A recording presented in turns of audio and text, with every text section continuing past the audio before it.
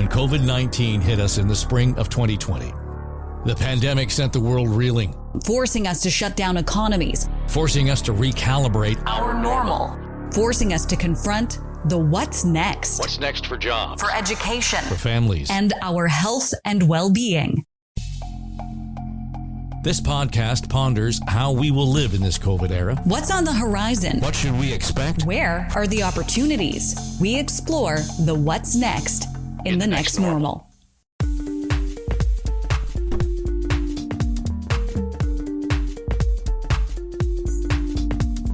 Hello, I'm Erin Trafford. I'm Dave Trafford. And welcome to The Next Normal, Episode 1. Today, we are digging in with our hosts on what I think it's fair to say is a pretty big concept, but it's an important and foundational one to the conversations that we're going to have over the course of the show.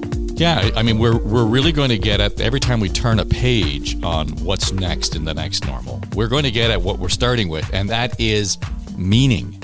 We're going to really drill down on our own ideas and understandings of meaning. And that could be the meaning of certain words, the meaning of certain rituals, the meaning of our values. So we're thrilled to have Lisa Taylor. She is one of our hosts, president of Challenge Factory. Her expertise is in the future of work. Dave Hardy is the president of Hardy, Stevenson and Associates, also the executive director of the Institute of New Suburbanism. And Aaron, he sounds like a real quiet, kind of casual sort of guy, easygoing, but he's seen as a real outlier in the urban planning setting. I mean, he's a revolutionary, so it's great to hear from him. Yeah, I was going to say he's a quiet rabble rouser. We also have Sarah Thorne here with us. She's the president and CEO at Decision Partners. Her expertise is in risk, decision-making, and behavior, and how that applies to government policy. And her insight through this whole series is going to be critical. Yeah, and then we come to Ujwal Arkalgud, who is our resident cultural anthropologist on the show. And doesn't that I have to tell you, it just right? sounds cool. And he's a cool guy. And we're starting the next normal kind of following Ujwal's lead, because his whole business is the business of meaning. And let me tell you that every time Ujwal opens his mouth with something, I'm always curious to see where he's going to take it, because it never goes where I expect it to go. So, and this conversation is no different. I actually want to start with a story. A couple of days ago, there were a bunch of construction workers outside my house doing some work. My 3-year-old looks outside and she sees a man without a shirt. And she goes, "Daddy, look, that construction worker is hot." And then my wife walks over to the window. She looks at the man, turns around and says, "He is hot." Now, it's a classic example because in that scenario, the same word had two implied meanings. In the first one, hopefully that's what my daughter meant, was implying that he was actually warm, he was hot, while my wife implied that he was good looking or attractive. I bring this example up because we all innately understand this, no matter what language we speak or languages we speak. Words have duality, have multiple meanings in different contexts. But the funny thing is, when you apply that to topics, issues, concepts in culture, we somehow forget that. Because we're so used to following a rule book like the dictionary.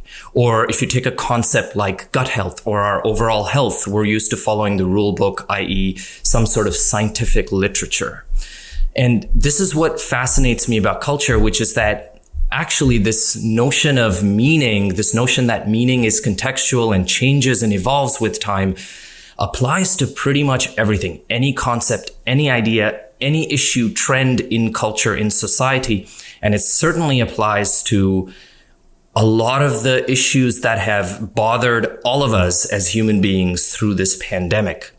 So that's what I'm interested in unpacking a little bit with the group here, because I think this is fascinating to me as an anthropologist, but also I think just fascinating as human beings, because, and I'll give you one classic example.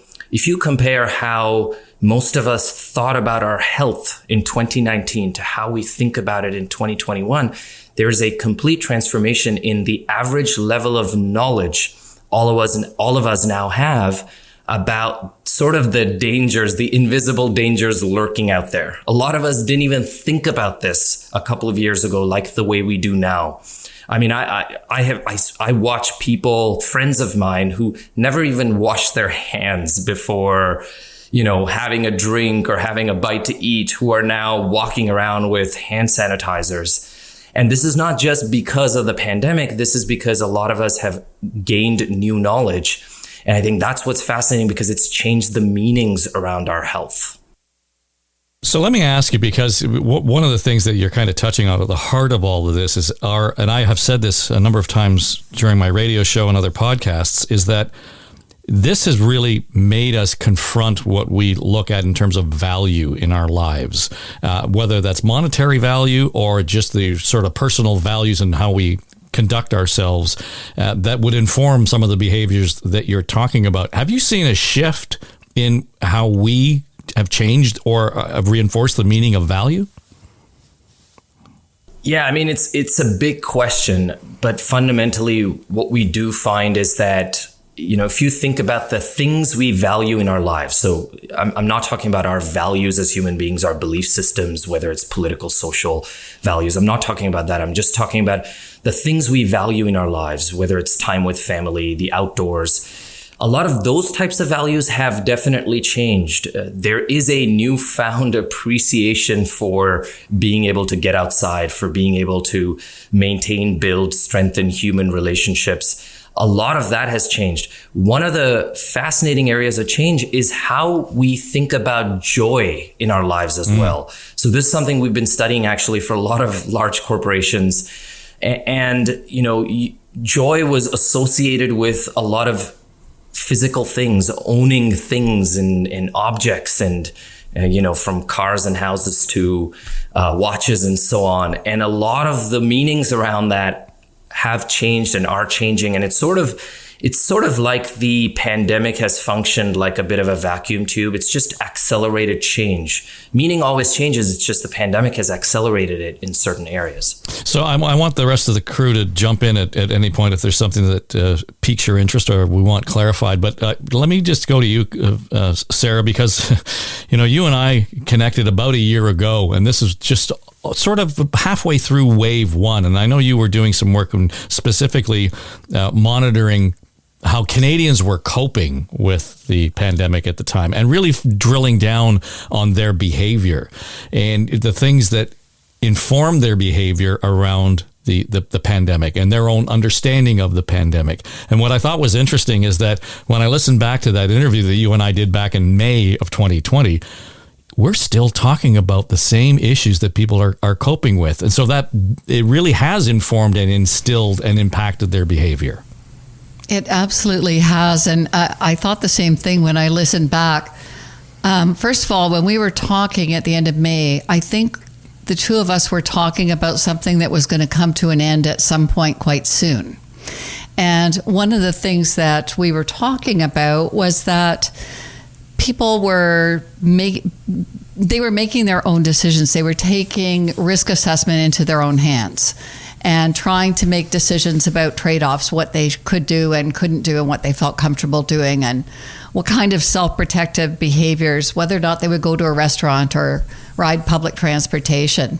And here we are, over a year later, we are making those same decisions, only many more decisions and much more complex now. And, I think it matters so much, what Ujwal was saying about language and about words, because we have to find a new way to connect and communicate with people as they're trying to make these decisions. A recent study I saw was asking Canadians about their mental health and during the pandemic, and 50% said that they had mental health issues. Their mental health had declined with the pandemic. And I think, Dave, you and I were talking about this. My perception is that probably the other 50% weren't telling the truth. Or yeah, exactly. The question was not asked properly, because everybody will tell you that they have experienced loss during the pandemic. how they experience it, the kind of experience they've had has been different. But everybody has lost something. I'm not saying that people haven't also gained things, but they have lost something. And, as you were saying, Ujwal, if we could find a better way to connect with people and get them to talk about that experience, to share what they've lost, what they're sad about, what they're looking forward to, it's going to help us transition to the next place, which is not going to be what we left in 2019. It's going to be a different place.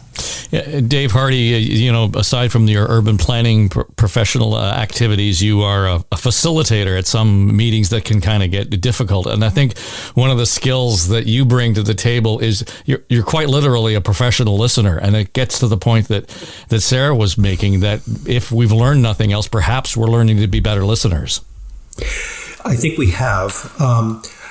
What's just to pick up on Sarah's comment as well, is that we need to have a dialogue on the points that both Ujwal and Sarah were raising,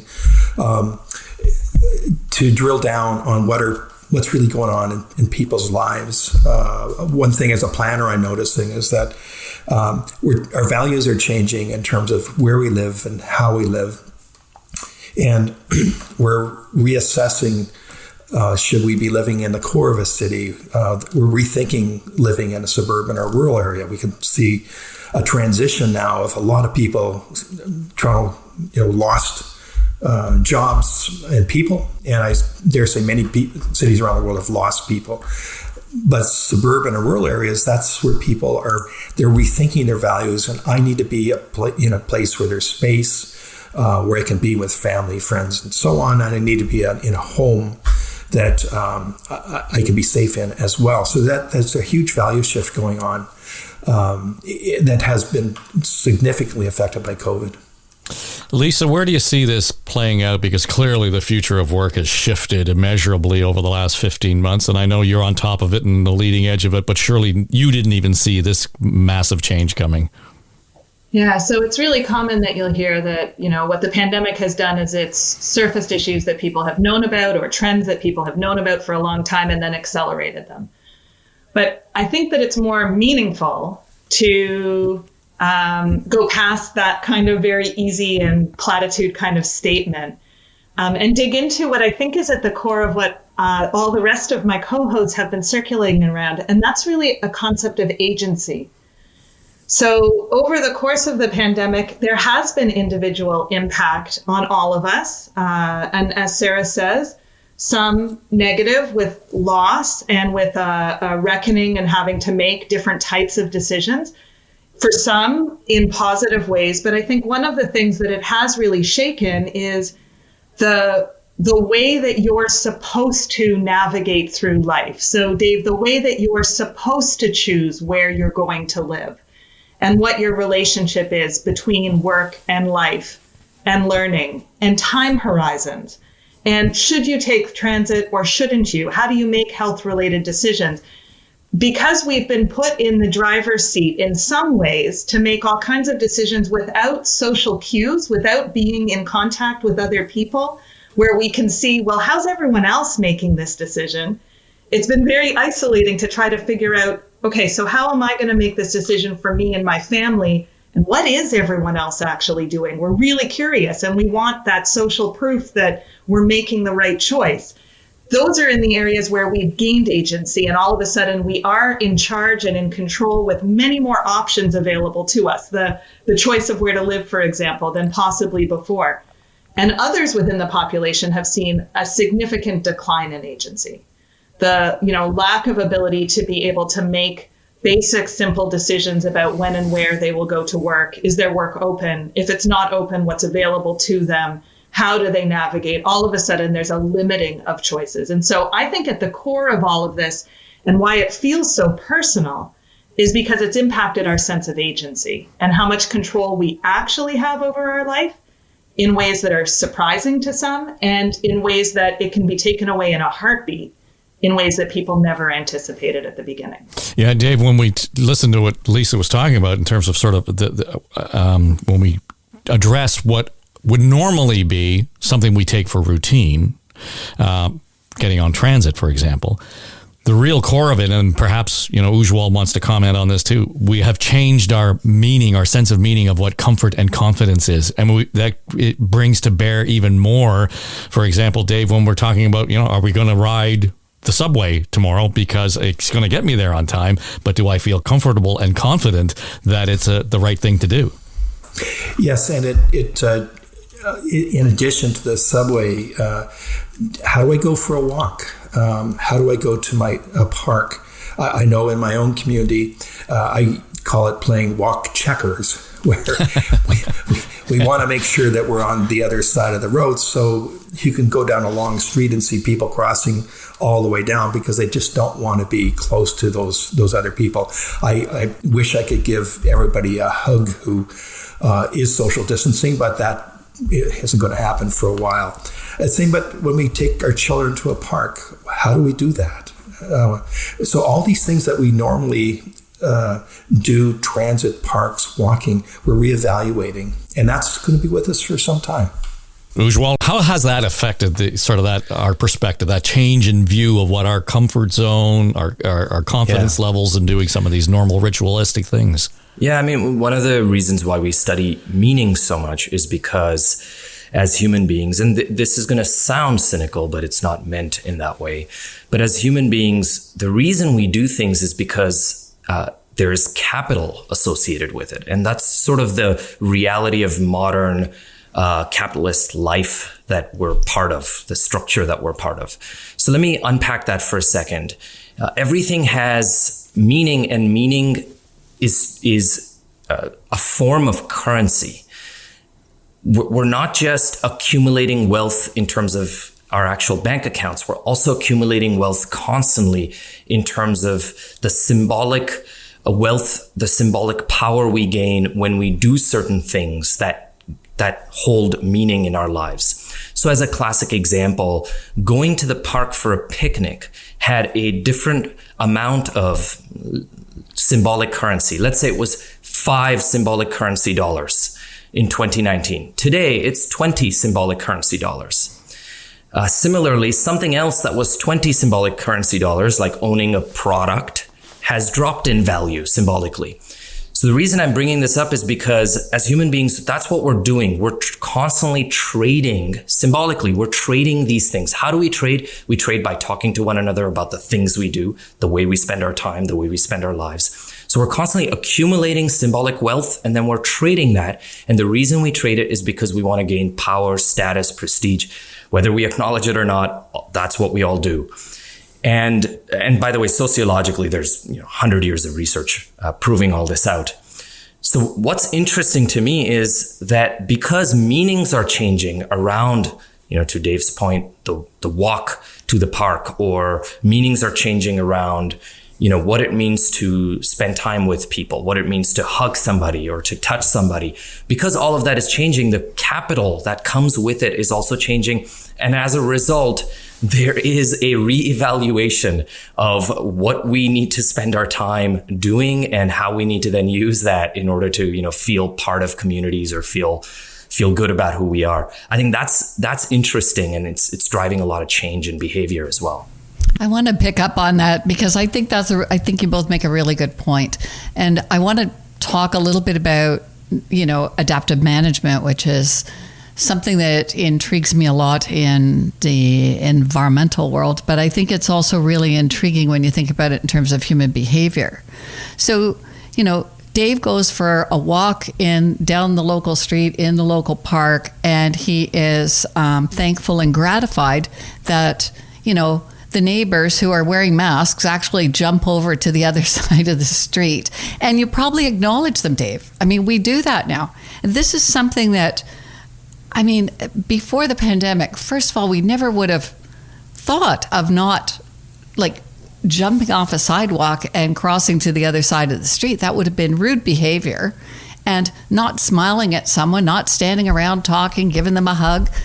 But we have changed those behaviors, and we've really acknowledged, I think, and I'm thinking about the community I live in and the kind of chatter that I hear. We've really acknowledged the the recognition and the safety and the caring for each other because we've adopted these new behaviors. So, Lisa, we're just about out of time here, but I want to take this into the next episode and talk about the return to work. So I want you to just kind of lead us into that, because what Sarah said is really important, and it's not just on the sidewalk. Riding an elevator all of a sudden becomes an issue in the towers in downtown Toronto. Are you confident that the workplace is going to be able to accommodate that kind of sensitivity? We are adaptive and we do focus on these things. We will figure it out and it will be messy. I think Ujwal actually raised a really good issue for the world of work as well, which is how do we recognize social capital if the 1,000-person trip to Vegas for the top salesperson is no longer the way that the reward happens? Do they still feel motivated and rewarded?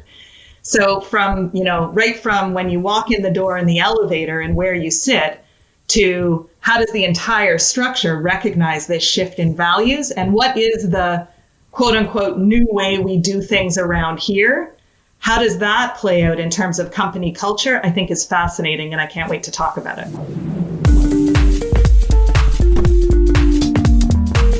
Well, that was 20 minutes that kind of blew by in a hurry, and I'm telling you, lots to chew on there. So you were listening. What did you learn from this episode? I think my biggest takeaway was, I was taking copious notes and really engaged in listening, but the concept of agency, I hadn't ever really considered how the pandemic shifted that for us. And there was something that Lisa said about how, our change in agency and how being isolated and away from community and away from our workplaces really made us forced us to learn how to make decisions without social cues. We were kind of all islands in and of ourselves, and how I think there's a lesson there. And that was really a light bulb moment for me when I heard her put it that way. I had never quite heard it put that way before. Well, and you just try to keep up with all of them. Every time somebody would offer something into the conversation, it was like the second or third thing that comes to mind. Yeah. So I'm really anxious to hear how this discussion unfolds over the 12 parts of the series, because the next thing we do, we're going to get into that whole idea now of the future of work, talking about being isolated. We've done everything remotely for the most part. Now we're going to have to be pushed back into a place where, do we continue remotely? What are the implications of that? And of course, the beauty of all that is that Lisa Taylor at Challenge Factory, she has all the expertise about the future of work. So we'll let her kick off that conversation in episode 2. So if you like what you heard, feel free, subscribe. And for those of you who are new to the podcast thing, subscribing doesn't cost you money. You just go to Apple or iHeart or Google or Spotify or wherever it is, and you find the little button that says subscribe or follow. Click it, and we go into your feed. So it's as easy as that. And of course, we're always anxious to hear what you might have to say. Drop us a note, questions, ideas about other things that you want this big brain roundtable to deal with. That would be terrific. So I'm really looking forward to episode 2. Yeah, me too. I can't wait to dig into the future of work and hear what more brilliance our folks have to share with us. The Next Normal is sponsored by Challenge Factory, shaping the future of work. By Decision Partners. Our world is a better place when we make better decisions. By Motivbase, decoding implicit meaning behind what people talk about. And by Hardy Stevenson and Associates, planning the cities of the future. Comments, questions, or ideas for our hosts? Feel free to drop us an email at hello@storystudionetwork.com. This series is produced for the Story Studio Network by Eye Contact Productions.